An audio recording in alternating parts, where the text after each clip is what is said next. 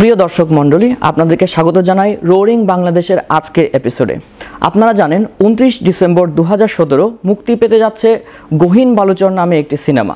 এই সিনেমার অন্যতম একটি চরিত্রে রয়েছেন, নায়িকা চরিত্রে রয়েছেন নীলাঞ্জনা নীলা। আজকে আমরা নীলার সাথে আড্ডা দেব। কেমন আছেন? ভালো, আপনি কেমন আছেন? আমি অনেক ভালো আছি। আপনার নামটি তো চমৎকার, নীলাঞ্জনা নীল। জি, থ্যাংক ইউ। এই যে নীলা নামটি বা এই নামটি আপনি ব্যবহার করছেন, এটির পেছনের কোনো ঘটনা আছে কিনা? নীলা আমার অরিজিনাল নামই, জন্মগত পাওয়া। আর নীলাঞ্জনা নামটা হচ্ছে গিয়ে আমি যখন লাক্সে রেজিস্ট্রেশন করি তখন হচ্ছে গিয়ে কয়েকবার আমি আমার নিজের নাম দিয়ে আমি রেজিস্ট্রেশন করি, কিন্তু হচ্ছে গিয়ে তখন ফিরতে একটা মেইল আসার কথা, সেই মেইলটা আসছিল না। তখন হচ্ছে নীলাঞ্জনা দিয়ে আমি ভাবলাম অন্য একটা নাম দিয়ে ট্রাই করে দেখি যদি মেইলটা আসে। তারপর হচ্ছে অন্য একটা নাম দিলাম, একসাথে 4টা মেইল আসলো আমার কাছে। তারপর হচ্ছে কি আমার কাছে যে কলটা আসে সেটা ওদের কাছ থেকে যে কলটা আসে লাক্স থেকে, সেখানে হচ্ছে কি নীলাঞ্জনা নীলা নাম থেকে আসছে। তারপর লাক্সে যাওয়ার পর হচ্ছে নাম চেঞ্জ করার ট্রাই করেছি, কিন্তু সব কাগজপত্রে নীলাঞ্জনা নীলা থাকার কারণে পরে হচ্ছে আর চেঞ্জ করা হয়নি। তার মানে একটা টেকনিক্যাল ডিফিকাল্টি থেকে একটা সুন্দর আউটকাম। আপনার চরিত্রটি নিয়ে আপনি কাজ করেছেন গহীন বালুচরে। এই চরিত্রটি সম্পর্কে যদি আমাদেরকে একটু বলেন, এই চরিত্রটা কেমন? আমি যেই চরিত্রটিতে কাজ করেছি গহীন বালুচরে, নাম হচ্ছে নিশি। নিশি 17-18 বছরের একটা মেয়ে, যে অনেক বড় হতে চায়, লেখাপড়া করতে চায়, কিন্তু হচ্ছে কি সে যে ফ্যামিলিতে বসবাস করছে সেই ফ্যামিলিতে থেকে তার স্বপ্ন পূরণ করা এত সহজ ছিল না। সে লেখাপড়া করতে চাচ্ছে, এমন সময় হচ্ছে গিয়ে তার বিয়ের প্রস্তাব আসে। সে বিয়েটা তখন করতে চায় না, কিন্তু যখন নাকি সে ছেলেটাকে দেখার পরে সে ছেলেটাকে নিয়ে আলাদা একটা স্বপ্নের জগৎ তৈরি করে। সেই স্বপ্ন ভাঙা এবং গড়া নিয়ে হচ্ছে নিশির চরিত্রটি আগায়। গহীন বালুচর আমরা এইভাবে নিশিকে দেখছি। আচ্ছা, তার মানে এর ভিতরে হালকা একটা রেবেল ভাব আছে বোধহয়। হ্যাঁ, এবং গহীন বালুচরে নিশি একটা কিশোরী থেকে একটি পরিপূর্ণ নারীতে পরিণত হয়, সেই যাত্রাটা আমরা দেখতে পাই। সেই যাত্রাটা অনেক আকর্ষণীয় এবং অনেক অ্যাডভেঞ্চারাস বলতে গেলে। হ্যাঁ, আচ্ছা। তো এই যে গহীন বালুচরের টিম, এখন এখানে সুবর্ণা মোস্তফা রয়েছেন, বদরুল আলম সৌদ স্যার রয়েছেন, তাদের এই টিমের সাথে আপনার পরিচয়টা কিভাবে হলো? আমি সৌদ ভাইয়ের একটা প্রথমে সিরিয়ালে কাজ করেছিলাম, সেখান থেকে ওনার সাথে আমার পরিচয়। এই টিমে আমরা দেখেছি যে অনেক সিনিয়র অভিনেতা রয়েছেন, যেমন সুবর্ণা মোস্তফার কথা তো বললামই, সাথে রাইসুল ইসলাম আসাদ রয়েছেন কিংবা ফজলুর রহমান বাবু। তাদের সাথে কাজ করতে গিয়ে আপনি নতুন প্রজন্মের একজন প্রতিনিধি হয়ে মানে কোনো ধরনের চ্যালেঞ্জ বা ডিফিকাল্টি কি অনুভব করেছেন কিনা? চ্যালেঞ্জ ছিল হচ্ছে গিয়ে আমাদের যে প্রকৃতিতে আমরা কাজ করতে গিয়েছি সেখানে চ্যালেঞ্জটা ছিল আমাদের। আর হচ্ছে গিয়ে আমাদের সিনেমা শুরু হবার আগে আমাদের 3 মাসে একটা গ্রুমিং হয়েছে, সেখানে হচ্ছে গিয়ে আমাদের অ্যাক্টিং ক্লাস নিয়েছেন সুবর্ণা মোস্তফা ম্যাম। এটা অনেক বড় একটা অপরচুনিটি, আমরা ওনার ক্লাস পেয়েছি, ওনার কাছ থেকে অ্যাক্টিং শিখেছি। তারপর ওখানে যাওয়ার পর যেসব বাকি সিনিয়র আর্টিস্টরা ছিল ওনারা অনেক হেল্প করেছে, রুনা আপু হেল্প করেছে, বাবু ভাই, সুবর্ণা ম্যাম, আসাদ ভাই।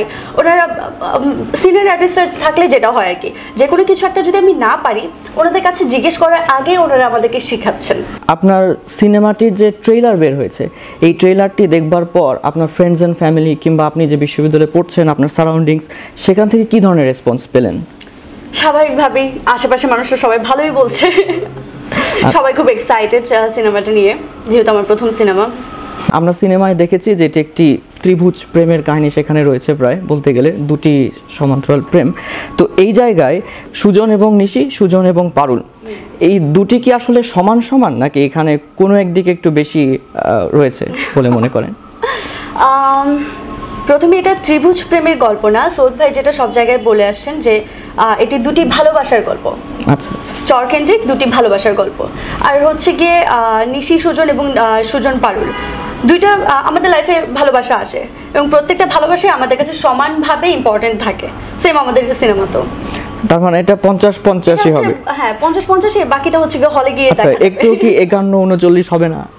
হতে পারে, এক একজনের কাছে এক এক রকম মনে হতেই পারে। তো এটা একটা রহস্য থেকে যাবে, যারা সিনেমা হলে যাবেন তারাই অবশ্যই এই রহস্যে এই রহস্যটা উদ্ঘাটন করতে পারবেন আশা করি। গহীন বালুচরটি হয়েছে চরাঞ্চলে কিংবা নদী অঞ্চলে, এরকম একটি জায়গায় সাধারণত আপনারা যারা শহরে থাকেন অভিজ্ঞতা তো খুব কম থাকবে এরকম জায়গায় শুটিং করবার জন্য। হ্যাঁ, তো সেখানে গিয়ে কোনো যদি এক্সপিরিয়েন্স আমাদের সাথে শেয়ার করেন।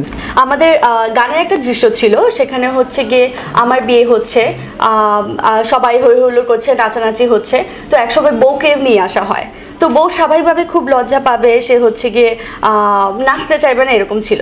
তো একদিকে সান পড়ে যাচ্ছে, একশোটি এখন শেষ করতে হবে, একটু পর অন্ধকার হয়ে যাবে, তাড়াতাড়ি শেষ করতে হবে।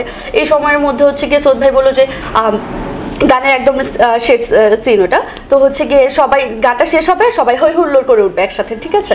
তো অ্যাকশন শুরু হলো, সবাই হই হুল্লোড় করছে, আমিও করছি, সুন্দর করে হচ্ছে গিয়ে যেই নাকি গানটা শেষ হলো, সবার আগে আমি একদম মডার্ন একটা মেয়ের মতো করে ইয়ে করে চিৎকার করে উঠি।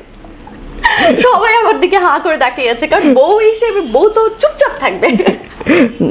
যথেষ্ট মজার একটি ঘটনা।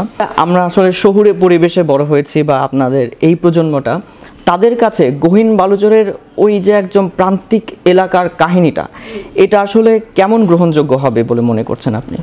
আমি এই সিনেমাটা কয়েকবার দেখেছি, প্রত্যেকবারই হচ্ছে আমাদের সিনেমাটা থেকে একটা ম্যাজিক তৈরি হয়েছে। সেটা হচ্ছে গিয়ে যেই সিনেমা দেখে, আমি দেখেছি যারা যারা এই পর্যন্ত দেখেছে, যে দেখার পরে অ্যাটলিস্ট 10 মিনিটের মতো তাকে চুপ করে বসে থাকতে হয়, সে সিনেমার মধ্যে বসবাস করে।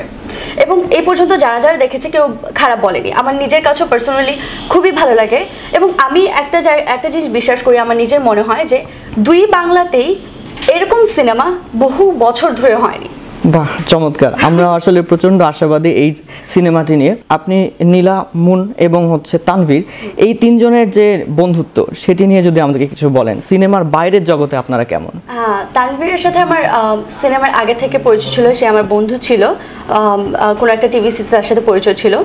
তারপর হচ্ছে মুনের সাথে মুন ভিটে ছিল, আমি হচ্ছে লাক্সে ছিলাম, তো ওই হিসেবে ওর সাথেও পরিচয় ছিল, ফ্রেন্ডশিপ ছিল। ওর সাথে আমার দেশের বাইরেও কাজ করা হয়েছে। তো হচ্ছে গিয়ে সিনেমাতে গিয়ে আমাদের বন্ডিংসটা আরও ভালো হয়েছে তখন, আর সিনেমার বাইরেও আমরা খুব ভালো বন্ধু। আপনার নাটকের জগৎ থেকে সিনেমার জগতে এই যে ট্রানজিশন, এটা সম্পর্কে আপনার অভিজ্ঞতা কেমন? পুরোপুরি ভিন্ন, কারণ নাটক এবং সিনেমা দুইটাই একদম আলাদা জায়গা। আর হচ্ছে গিয়ে আমি এর আগে যে কাজগুলো করেছি সেগুলো থেকে আমার শুধু যে জিনিসটা প্লাস পয়েন্ট হয়েছিল, যে ক্যামেরার সামনে অভ্যস্ততা, যে আমি ক্যামেরার সামনে যেতে ভয় পেতাম না। কিন্তু বাকি সব কিছু অ্যাক্টিং এবং হচ্ছে গিয়ে এত এরকম একটা সুন্দর জায়গায় কাজ করে সব কিছু আমার কাছে নতুন ছিল, এবং এত সিনিয়র সব আর্টিস্টদের সাথে, অভিনয় শিল্পীদের সাথে আমি কাজ করেছি, সেটাও আমার কাছে নতুন। শহুরে একটি পরিবেশে বড় হয়েছেন, সেখান থেকে হঠাৎ করে গ্রামীণ সেই পোশাক আশাকে মানিয়ে নেওয়া বা সেখানে কাজ করা, এই কাজগুলো করতে গিয়ে আপনার অভিজ্ঞতাটা কেমন হয়েছে? এর আগেও আমি হচ্ছে গ্রামের বেশ কিছু নাটক করেছি, আর হচ্ছে কি ওখানে যাওয়ার পরে যে আমাকে গ্রামের পোশাক পরানো হয়েছে সেটা অবশ্যই ডিফারেন্ট ছিল, কারণ অন্যদেরকে দিয়ে বানানো সিনেমা থেকে দেওয়া, তো সব কিছু মিলে তখন হচ্ছে কি নতুন পোশাকটা আমার একদমই পছন্দ হয়নি। তারপর হচ্ছে কি আমি খুব ফানি এটা শোনায় যে দুই একটা সেলফি তুললাম, সেলফি তোলার পরে আমার মনে হলো আরে আমাকে তো নিশির মতো লাগছে, ভাল লাগছে দেখতে।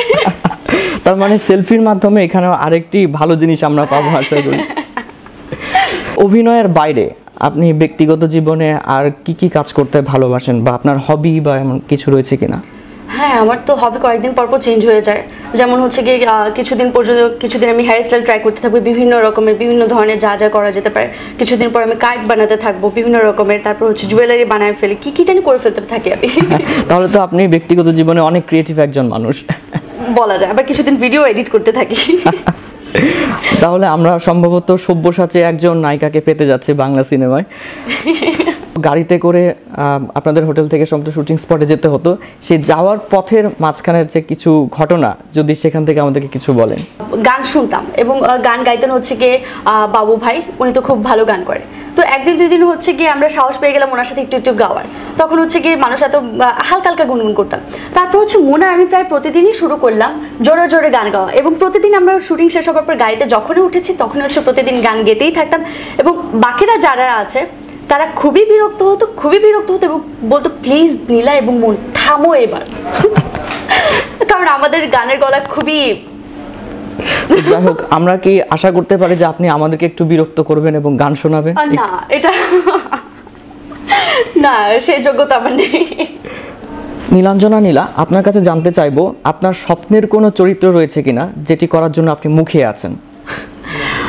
স্বপ্নের চরিত্র সেরকম নাম আমি বলতে পারবো না, কিন্তু হচ্ছে কি অনেক আগে থেকে আমার ইচ্ছা ছিল যে আমি রবীন্দ্রনাথের যে নায়িকাগুলা থাকে, লাইক সিঁদুর পরা, একটুখানি শাড়ি টাড়ি, জমিদারের বউদের মতো করে ওরকম কোনো ক্যারেক্টার প্লে করার আমার খুব ইচ্ছা ছিল, যেটা এখন পর্যন্ত হয়নি আমার।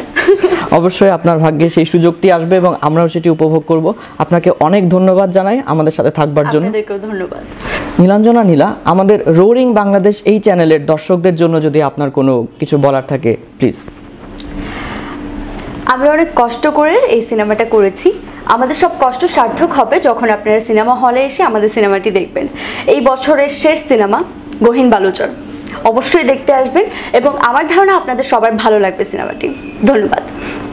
দর্শক, এতক্ষণ আমাদের সাথে ছিলেন নীলাঞ্জনা নীলা এবং গহীন বালুচর নিয়ে আমরা অনেক কথা শুনলাম। আপনাদের কাছে আমাদের একটি কথা রয়েছে, সেটি হচ্ছে আপনাদেরকে প্রমিস করতে হবে আপনারা সবাই হলে গিয়ে সিনেমাটি দেখবেন। আপনাদের সকলকে অসংখ্য ধন্যবাদ। আচ্ছা।